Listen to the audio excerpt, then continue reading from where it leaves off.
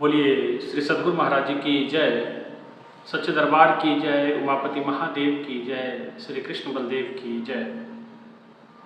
प्रिय भगवत प्रेमियों, हमेशा की तरह आज भी सत्संग विचारों को लेकर के आपके मध्य उपस्थित हुए हैं।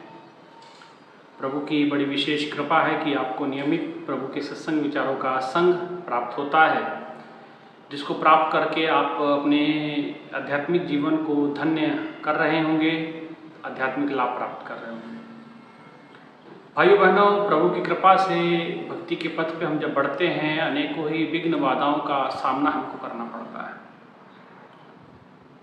प्रभु की भक्ति, ईश्वर की भक्ति ये कोई मजाक नहीं है। ये बहुत बड़ी तपस्या भी है, बहुत बड़ा तप भी है, और बहुत बड़ी कहने से अच्छा कि महातप है। और इस महान तप पे, इस भक्ति के इस पथ पे पल प्रतिपल गुरु का स्मरण, गुरु का मार्गदर्शन, प्रार्थना बहुत महत्व रखती है। इसीलिए एक भक्त को चाहिए कि इस भक्ति के पथ पे वो जब बढ़ता है, पल प्रतिपल प्रभु को याद करे, पल प्रतिपल प्रभु को प्रार्थना रत रहे। क्योंकि प्रार्थना भक्त को ईश्वर के नज़दीक पहुंचाती है। लेकिन प्रार्थना भी कौन सी? जो भाव से अर्पित हो, जिसके अंदर प्रेम हो, जिसके अंदर प्रार्थ भाव हो। क्योंकि भगवान, अब प्रार्थना में शब्द तो होते हैं लेकिन भाव नहीं होता है। प्रार्थना में, पूजा में, पूजा सामग्री तो है लेकिन भाव का अभाव है। और जब भाव का अभाव हो जाता है तो ईश्वर वहाँ से नदारद हो जाता है। तो इसलिए भाव की आवश्यकता सर्वभौम है और सबसे अधिक है। क्योंकि भाव के भूखे प्रभु भाव ही इकसार है, भाव से उसको भजे तो भव से बेड़ा पार है। भाव बिन सर्वस्व दे वो कभी लेते नहीं, भाव से एक पुष्प दे तो उन्हें स्वीकार है। और भाव वाले भक्त का भरपूर उन पे भार है। फिर सारा भार भगवान भक्त का अपने ऊपर ले लिया करते हैं। भगवान कृष्ण अर्जुन करते कि तेरा योग छे मैं वहन करूँगा, तू वो कर जो मैं कहता हूँ, तुझे कोई पाप नहीं लगेगा और पाप पुण्य का विचार मत करे।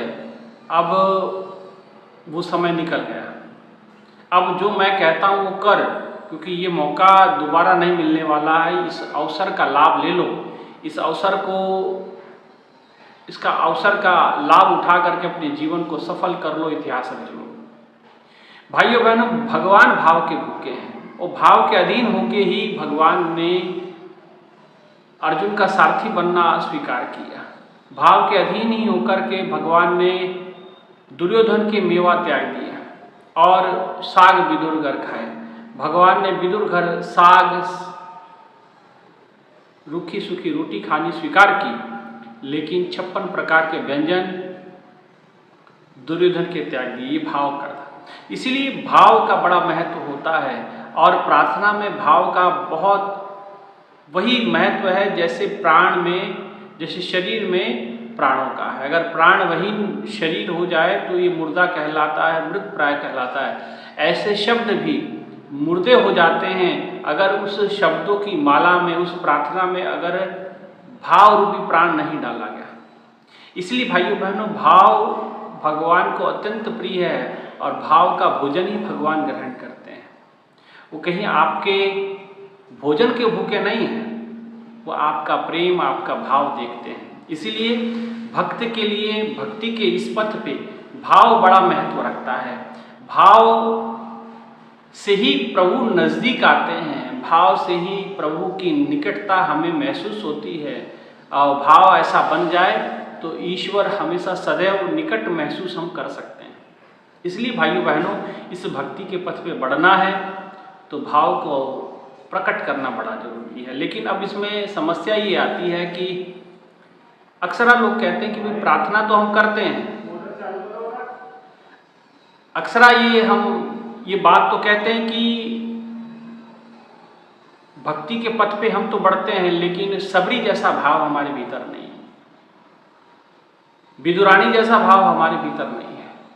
और अनन्य भक्तों की जिनकी भी गाथाएं आप प्रेरक प्रसंग श्रवण करते हैं, सुनते हैं, उनकी भी तरह हमारा भाव नहीं है। ऐसा क्यों? भाइयों बहनों, ये हमारे संस्कारों पे भी निर्भर करता है। इसके पीछे केवल एक कारण नहीं हो सकता, अनेकों कारण हैं। मीराबाई के विषय में आता है कि वो पिछले जन्म में भी भगवान कृष्ण की अनन्य भक्त रही।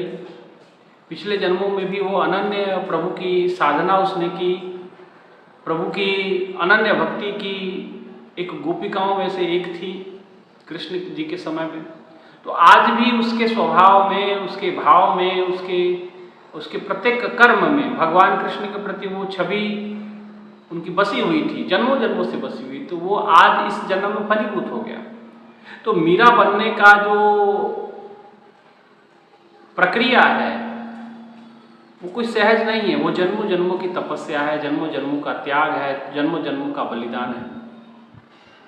भाइयों बहनों को एक जन्म में ये नहीं बन पाता है, और ऐसा भी नहीं कि एक ही जन्म में नहीं बन पाता, एक जन्म में भी हो सकता है। ये भाव भगवान के प्रति आपको आपका रिझाने का जो तरीका है, आपके अंदर आपकी भावों की श्रृंखला कैसी है, उस पर निर्भर करता है ना। तो ये भाव क्या है, भाव का क्या महत्व है भक्ति में? ठीक वही महत्व है जैसे अगर आप देखेंगे कि कोई केमिकल रिएक्शन होता है ना।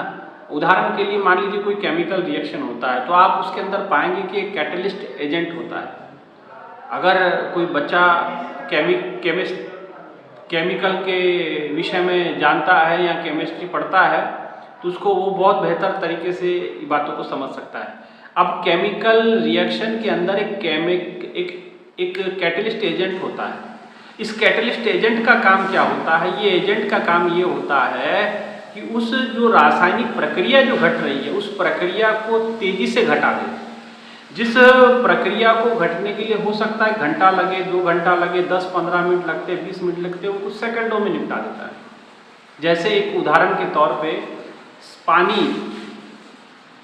बनाना है, हाइड्रोजन और ऑक्सीजन मिल गया तो पानी बनने में बड़ा समय लगेगा, लेकिन यही उसके अंदर से अगर इलेक्ट्रिसिटी पास कर दी जाए, बिजली पास कर दी जाए, तो वो पानी तुरंत बन जाएगा। तो ये बिजली क्या है, ये करंट क्या है? ये कैटलिस्ट एजेंट है जो उस प्रक्रिया को बड़ी गति देता है। ठीक भाव क्या है? ये भाव भी ठीक इसी प्रकार से है, हमारी इस भक्ति रूपी प्रक्रिया में गति दे देता है। जो आउटपुट है, जैसे हाइड्रोजन प्लस ऑक्सीजन मिला तो अंत में पानी बन गया, पानी आउटपुट है। भक्त और भगवान के बीच में अगर भाव रूपी कैटलिस्ट एजेंट आ जाए तो भक्त भगवान बन सकता है। भक्ति और भक्त मिल करके भगवान में रूपांतरित हो सकता है। इसीलिए कहा गया कि नर से नारायण बनने की प्रक्रिया ये भक्ति है। साधारण जीव से शिव की यात्रा है, या नर से नारायण बनने का प्रक्रिया मार्ग ही भक्ति कहलाता है। इसलिए लेकिन इस भक्ति भाव के अंदर भाव का बड़ा महत्व होता है, और ये भाव ही आपको भगवान के नजदीक लेके जाता है, भगवान के समीप लेके जाता है, और भगवान में विलीन, भगवान के चरणों में लय करने का कार्य आपको करता है। इसलिए भाइयों बहनों, हर प्रत्येक प्रभु के कार्य में हमें भाव का होना आवश्यक है, प्रार्थनारत रहना बड़ा आवश्यक है। लेकिन समस्या यहाँ आती कि ऐसा भाव प्रकट नहीं होता है, ऐसे भाव हम प्रकट नहीं कर पाते हैं। जैसे सबरी के थे, जैसे केवट के थे। केवट के पास शब्द अच्छे नहीं थे, केवट खड़ी भाषा बोल रहा था।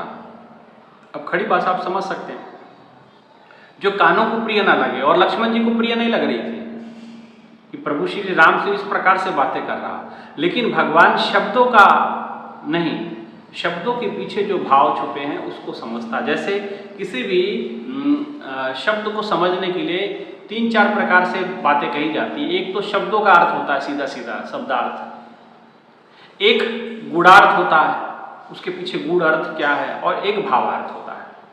ना भगवान शब्दों के अर्थ के पीछे जाता है, ना प्रभु को उसके गूढ़ अर्थ से कोई मतलब है। भगवान ये देखते हैं कि इसके इस बोलने के पीछे भाव क्या है, इसका इसका भावना पीछे क्या है, इसके पीछे इसके भाव किस प्रकार से हैं, भगवान वो ग्रहण करता है।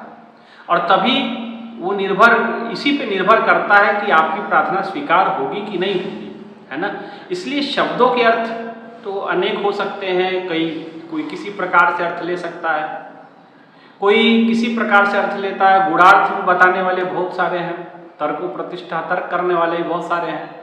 लेकिन जो भाव प्रधान होता है वो भक्ति आप देखिएगा कि जल्दी फलीभूत होती है। मीराबाई की भक्ति जल्दी फलीभूत हुई, माता शबरी की, केवट के अटपटे वचन थे जो कानों को प्रिय नहीं लग रहे थे लक्ष्मण जी के, लेकिन भगवान उसको बड़े रस लेकर के सुन रहे थे। और इतना भाव इसीलिए क्योंकि भाव भगवान और भक्त की दूरी को खत्म कर देता है। मैं आपको बताता हूँ, केवट प्रसंग की बात चलिए उसी को हम आगे बढ़ाते हैं। भगवान जिस समय केवट की नैया में चढ़े, भगवान के सामने शर्त रखी केवट ने कि ऐसे हम आपको नाव पे नहीं चढ़ाएंगे, क्योंकि हमने आपके बारे में आपकी महिमा को सुना है, मैं आपको जानता हूँ, मर्म मैं जाना, मैं आपके मर्म को जानता हूँ और आपके इस चरण कमल के प्रताप को मैं भली भांति पहचानता हूँ। यही चरणन से निकली सुरसरी शंकर जटा समाई, इसी चरणों से शंकर के जटा में समाई हुई गंगा जी निकली और शंकर जी की जटा में समा गई। यही चरणन का प्रताप की एक स्त्री रूप में परिवर्तित हो गई शिला, पत्थर नारी का रूप धारण, गौतम नार अहिल्या तारी। गौतम की जो नारी थी जो श्रापवश पत्थर जड़वत हो चुकी थी, पत्थर का स्वरूप धारण कर लिया था, प्रभु आपके चरण कमलों के स्पर्श से वो स्त्री रूप बन के अपने पति लोक को चली गई। तो प्रभु आपके चरण कमलों के प्रभाव को हम जानते हैं, इसलिए बिना आपके चरण प्रक्षालन किए आपको अपनी नाव पे चढ़ाएंगे नहीं। भगवान ने कहा कि ठीक है। लक्ष्मण जी कहते हैं कि भैया देखो बहुत समय हो गया है, अंधेरा होने वाला है, कुछ समय के बाद दिवस छुप जाएगा और ये जो है इस प्रकार से लेट होगा बड़ा काम। भगवान ने कहा कि तो चलो प्रक्षालन करो मेरे पांव। केवट जी ने कहा कि नहीं प्रभु ऐसा नहीं, अभी ये तो पुण्य का काम है और मेरी तो पत्नी है, और आप तो जानते सनातन संस्कृति के अंदर पत्नी का क्या महत्व होता है। कोई भी पुण्य काम होता है तो वाम भाग में बैठने वाली जो पत्नी है उसका वो अर्धांगिनी भी है, उसका आधा हिस्सा भी बनता है। तो जब तक वो मेरे साथ नहीं हो तो आपके चरण कमलों को धोने का कार्य, प्रक्षालन करने का कार्य कैसे पूर्ण हो सकता है। भगवान ने कहा कि जाओ बुलाओ। तो लक्ष्मण जी कहने लगे कि भाई ये भैया आपने क्या किया, ये अब केवल पत्नी को नहीं बुलाएगा, ये सारे रिश्तेदार इकट्ठा कर लेगा, पहले इतना विलम्ब हो गया। लक्ष्मण जी की बात सुनते केवट जी ने और ठाक हमारा कहते नहीं बात तो सही कह रहे हैं, आपने आइडिया तो अच्छा दे दिया कि मैं अकेले कैसे इस पुण्य का लाभ ले लूँ, औरों को भी लाभ होना चाहिए, इसलिए तो मैं तो सभी लोगों को लेके आऊँगा। गए दौड़ करके अपनी पत्नी को कहा कि चलो आज प्रभु हमारे दरवाजे आए हैं, हमारे घाट आए हैं, चलो उनके चरण प्रक्षालन करने हैं और प्रक्षालन करने के लिए कोई बर्तन ले लो। अब वो कहे कि केवट की पत्नी ने कहा कि हमारे पास तो कुछ ऐसी वस्तु है नहीं जिसमें प्रभु के चरणों का प्रक्षालन किया जाए, प्रभु के चरण धोए जाए, कोई ऐसी कीमती वस्तु का कोई ऐसा बर्तन नहीं है। तो केवट जी ने कहा कि कोई बात नहीं, हमारे भगवान भाव के भूखे हैं, आपके पास जो है तो उनके पास काठ का कठौता था, मतलब लकड़ी का कठौता जिसको कह लें या लकड़ी का बर्तन कह लें। तो लकड़ी के बर्तन को लिया, लकड़ी के कठौते को, काठ के कठौते को लिया और बोले, और सब जितने मोहल्ले वाले थे सबको इकट्ठा करके वो ले गया और भगवान के चरणों में पहुंचा, भगवान के चरण प्रक्षालन करने लगा।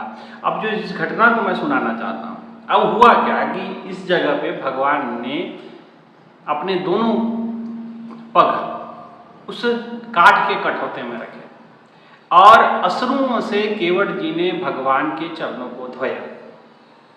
ये भाव जो संबंध है, ये भाव का जो संबंध भक्त और भगवान समझ सकता है, अगल बगल वाला नहीं समझेगा। माता सती, क्षमा कीजिए, माता सीता बगल में बैठी हुई है, प्रभु श्री राम के छोटे भाई लक्ष्मण जी बगल में हैं, लेकिन भक्त और भगवान देखिए दरमियान में कोई नहीं है, भक्त और भगवान का खेल चल रहा। और भगवान के चरणों को वो धो रहा है, आंसुओं से धोआ, गंगा जल से धोया और प्रभु की चरणों की सेवा करने लगा। और प्रभु श्री राम उसको एक टक निहारते जा रहे हैं। आप कभी जब इस कथा को सुनते हैं या ये जो मैं बात आपको सुना रहा हूँ, जो वाक्य मैं सुना रहा हूँ, तो आप इस प्रकार से सुनिए कि मानो आपकी आंखों के सामने केवट और प्रभु श्री राम खड़े हो गए हों, वो दृश्य आपके सामने चलने लगा। इसी प्रकार से कथा सुनने के लिए महाराज जी कहा करते थे। महाराज जी कहते कथा ऐसे नहीं सुननी चाहिए कि कोई कह रहा है आप सुने जा रहे हो, नहीं, कथा सुनते समय सुनने वाले के सामने वो पिक्चर, वो फोटो, वो दृश्य खड़ा हो जाए कि वैसा बिल्कुल सामने चल रहा है। और केवट जी, मानो केवट जी सामने बैठे हैं और राम जी आगे शिला पे बैठे हैं और प्रभु के चरणों को लेकर के कठौते में धोया जा रहा है, प्रक्षालन किया जा रहा है। आंखों से धर धर आंसू केवट के टपक रहे हैं और भगवान श्री राम केवट को अपलक उनको देखे जा रहे हैं। और जिस समय चरणों को प्रक्षालन करके हो गया, भगवान ने माता सीता की ओर देखा, भगवान ने लक्ष्मण जी की ओर देखा और मंद मंद मुस्काने लगे। लक्ष्मण जी भी हैरान थे, माता सीता भी हैरान थी। क्यों? क्योंकि भगवान जब से वनवास को उन्होंने धारण किया था, आज पहली बार भगवान वनवास के बाद मुस्कुराए थे। अब ये मुस्कुराहट उनकी भीतरी थी। भगवान भक्त के भाव को देख करके भीतर भीतर मुस्कुरा रहे थे, लेकिन सीता जी और लक्ष्मण जी को देख करके एक प्रकार के व्यंग्यात्मक हंसी थी। अब आप कहेंगे कि भगवान को व्यंग्यात्मक हंसी क्यों आई? मानव आंखों ही आंखों में अपनी मुस्कुराहट से दोनों को देख रहे हैं। हालांकि दोनों ही भगवान के भक्त तो नहीं, मैं कहूँगा अनन्य अंग है, माता सीता भी और लक्ष्मण जी भी, है ना। अब भगवान के अनन्य अंग होने के बाद भी भगवान उसको एक व्यंग्यात्मक नजरों से देख रहे हैं। क्यों? तो कथा ये बताती है, गुरु महाराज जी कभी कभी इस कथा को सुनाते थे तो महाराज जी बताते थे कि भगवान राम को उस समय एक पूर्व में घटी घटना याद आ गई, उनके जीवन में पूर्व में घटी घटना याद आ गई। तो हमने गुरु जी से पूछा, गुरु महाराज जी से पूछा, महाराज जी राम जी को केवट जी जिस समय चरण धो रहे थे, माता सीता और लक्ष्मण को देखा और मुस्कुराए, तो भगवान राम को कौन सी घटना याद आ गई? भगवान, तो गुरु महाराज जी ने बताया कि महाराज जी जब बताया कि राम जी ने जिस समय माता सीता लक्ष्मण को देखा, केवट को देखा, तो एक व्यंग्यात्मक हंसी आई और मानो उस हंसी के अंदर उनको एक घटना याद आ गई जो पूर्व की है उनके जीवन की। और ये घटना कब की है हमको गुरु जी ने बताया। गुरु महाराज जी कहते हैं कि जब भगवान श्री राम का विवाह हुआ, माता सीता अयोध्या में वास करने लगी भगवान श्री राम के साथ, तो भगवान के चरणों की सेवा वो रोजाना करती थी, रोज करती थी। भाई उनका धर्म है, पति की सेवा करना उनका कर्म था, उन्होंने वो किया। लेकिन लक्ष्मण जी परेशान थे इस कृत्य से। लक्ष्मण जी इसलिए परेशान थे क्योंकि भगवान के भक्त तो लक्ष्मण भी है, चरणों के सेवक तो वो भी हैं। और भक्त को चरणों की सेवा नहीं मिले, भगवान के भक्त को भक्ति ना करनी पड़े, तो सेवक फिर किस बात का, जिसको सेवक का अवसर ही ना मिले।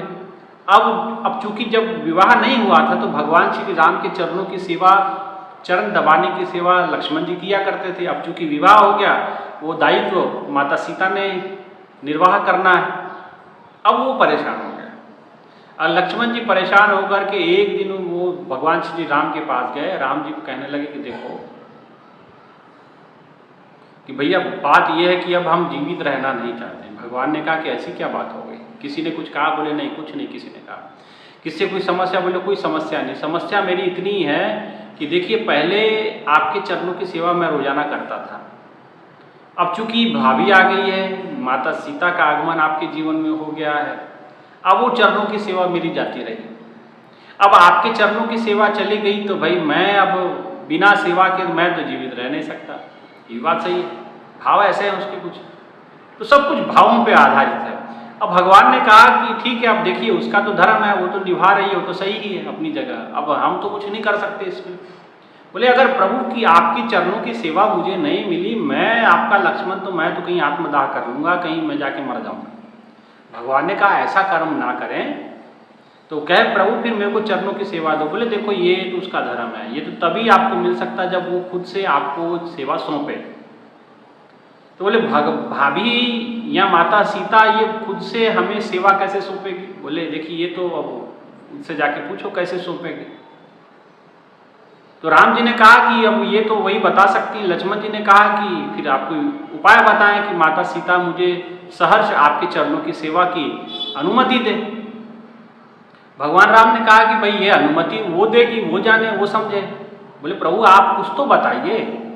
जब बार बार उन्होंने भगवान के चरण को पकड़ा और कहा कि प्रभु मैं आपके चरण छोड़ूंगा नहीं जब तक आप बताओगे नहीं। तो भगवान ने कहा कि ठीक है लक्ष्मण एक बात सुनो, हमारे कुल की एक परंपरा है। बोले क्या परंपरा है? परंपरा होली पे है। जब होली आती है तो देवर अपने बड़े भाभियों से, अपने बड़ों से कुछ मांगते हैं। तो हमारे कुल की रीत है कि भाभी देवर को कुछ ना कुछ तो देती है, जो मांगेगी उसको देना पड़ता है। और रघुकुल की रीत भी यही है। रघुकुल रीत सदा चली आई, प्राण जाए पर वचन ना जाए। कि जो रघुकुल की रीत है वो तो यही कहती है कि प्राण जा सकता है लेकिन वचन नहीं जा सकता। तो बोले फिर भैया मुझे क्या करना? बोले देखो तुझे चाहिए जो, अब होली का इंतजार करो और होली में जब भी तुम माता सीता के सामने समक्ष जाओगे, जो तुझे चाहिए मांग लेना। बोले अच्छा माता सीता दे देगी? बिल्कुल दे देगी। बोले रघुकुल की रीत ऐसी। बोले अच्छा भैया। उन्होंने प्रभु के चरणों में प्रणाम किया। बोले होली कब है? भगवान ने कहा होली तो अब समय पे आएगी जब उसका समय होगा। समय बीता, होली आई। अब होली जब आई तो माता सीता सामने खड़ी है, तीनों भाई भी जो उनके देवर हैं वो भी सामने खड़े हैं। अब रीति के अनुसार, रिवाज के अनुसार रघुकुल में मांगो भाई, भाभी से मांग लो जो मांगना है। तो भरत जी ने प्रभु के सेवा मांगी, भक्ति मांगी, जिसने जो मांगा उसको मिला। अब बारी आई लक्ष्मण जी की। तो राम जी ने कहा था देखो सबके सामने मत मांगना। जब भी आपको माता सीता से ये मांगना है तो एक काम करना, माता सीता के कान में जाके धीरे से कह देना। सबके सामने नहीं, धीरे से जाके कह देना कान में जाकर के कि मुझे चरणों की सेवा चाहिए। अब माता सीता ने सबसे पूछा क्या चाहिए, सब ने कह दिया, जो मांगा था मिल गया। अब लक्ष्मण जी की बारी आई। लक्ष्मण जी ने कहा, भगवान राम की बात को याद करते हुए राम जी ने कहा था कान में कहना, तो माता सीता के कान में जाके कहने लगे कि भाभी मुझे जो है प्रभु के चरणों की सेवा चाहिए, प्रभु के चरणों की सेवा चाहिए। अब जैसे माता सीता ने ये बात सुनी, माता तो धड़ाम से पीछे गिरी। अब जैसे पीछे गिरी तो सारा घर इकट्ठा हो गया।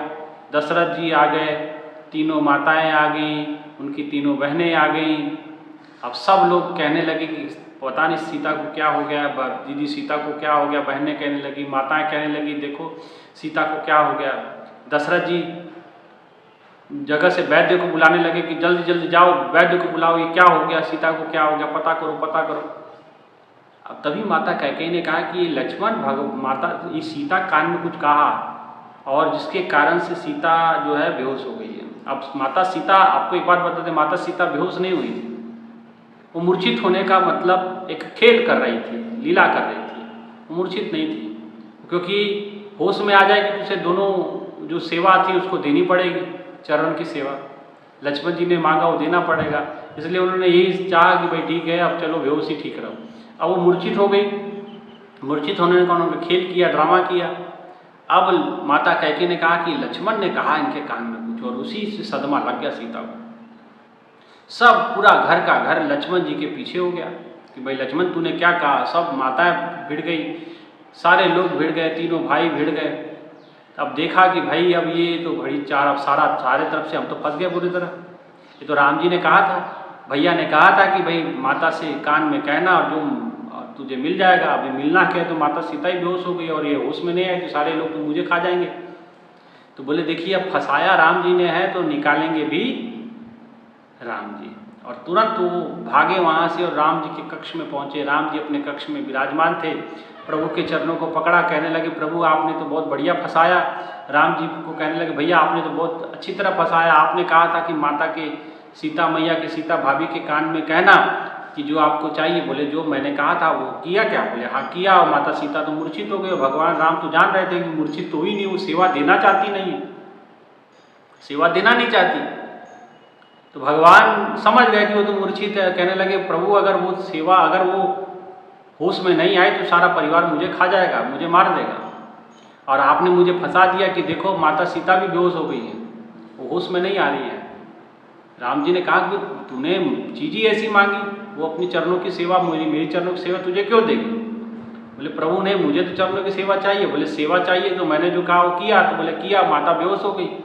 अब माता बेहोश हो गई, अब सारे परिवार मेरे पीछे लगा हुआ है कि तूने कुछ कहा, सब लोग मुझे ढूंढ रहे हैं। प्रभु अब इस समस्या का निराकरण बताए। भगवान ने कहा कि देखो अब इसका तो कोई निराकरण नहीं है, अब आपको चरणों की सेवा चाहिए, अब देना नहीं देना उसका उनके हाथ में है।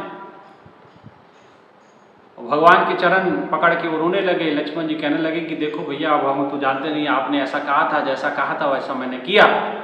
अब आप अभी समस्या का निराकरण करिए, इस समस्या से बाहर निकालिए। भगवान के चरण पकड़ के रोने लगे। भगवान ने कहा कि अच्छा ठीक है, मैं तुझे बताता हूँ विधि। एक काम करो, माता सीता जहाँ सीता सोई हुई है, जहाँ मूर्छित हुई है, वहीं जाके कान में दोबारा कह दो कि 2 चरणों की सेवा नहीं दे सकते तो कोई बात नहीं, 1 चरण की सेवा दे दो। 1 चरण की सेवा आप कर लिया करना, 1 चरण की सेवा मैं कर लिया करूँगा।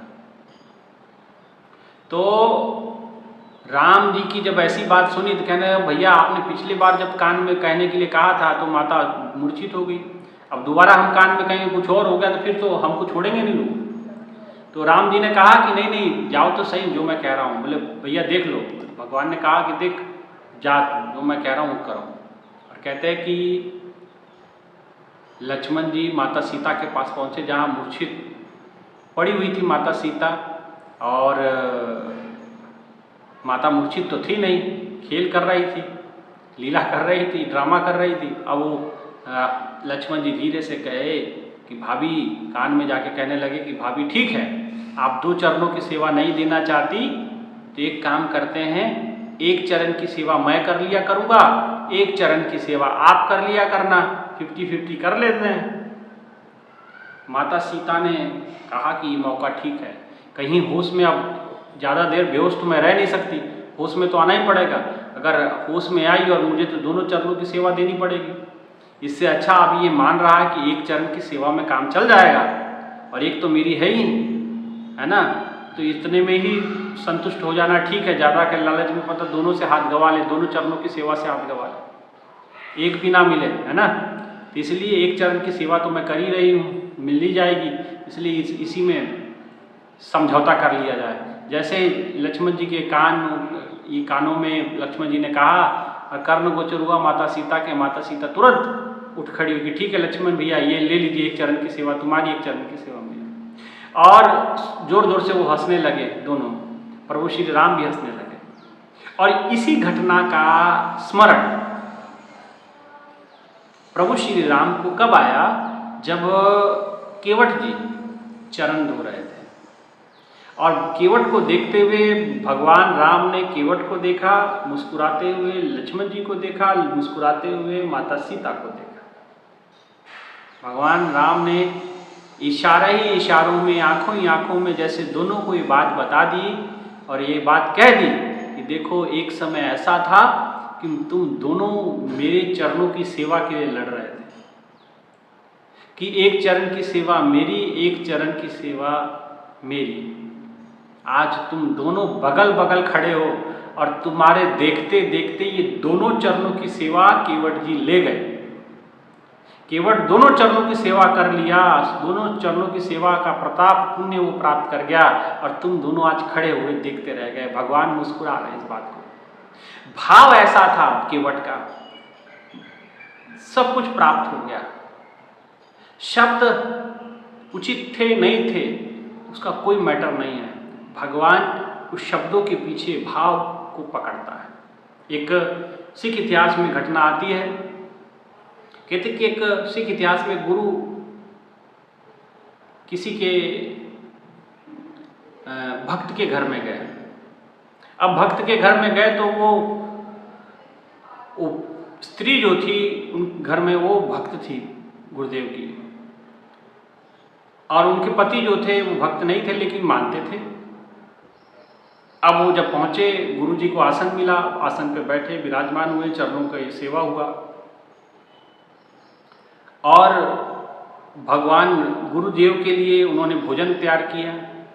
अब जब गुरुजी भोजन कर रहे थे तो वो जो भक्त थी गुरुदेव की, उसने क्या किया कि हाथ में पंखा लेकर के गुरुजी को पंखा करने लगी और कहने लगी कि मैं पापी तू बख्शनहारा। अब ये बात वो कह रही थी, मैं पापी तू बख्शनहारा, मैं पापी तू बख्शनहारा, कि मैं पापी हूँ तुम बख्शने वाले हो।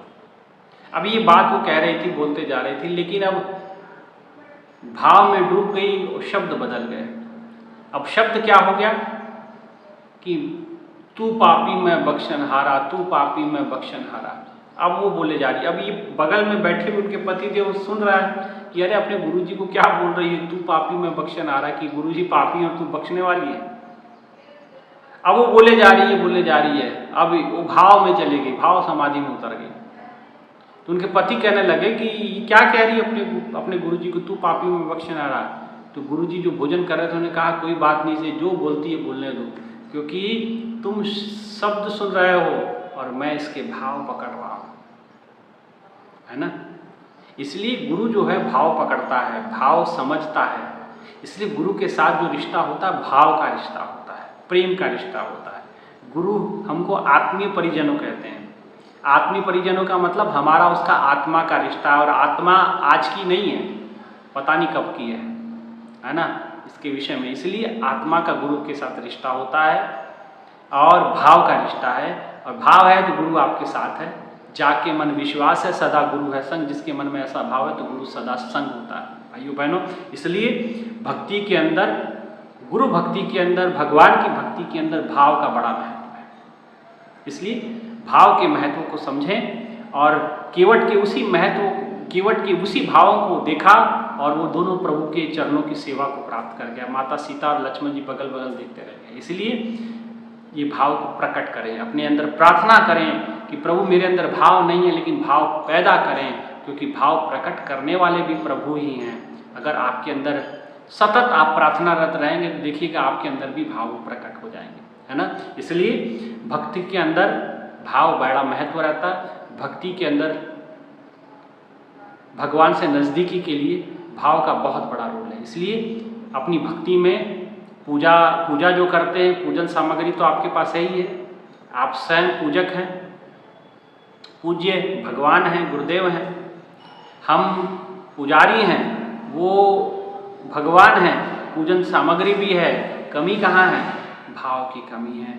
तो भाव बनाइए, भाव प्रकट कीजिए, और भाव प्रकट करके जब शुद्ध चेतना से, हृदय से वो भाव उत्पन्न होंगे तो प्रभु जरूर आपकी प्रार्थना भी स्वीकार करते हैं। ठीक है ना।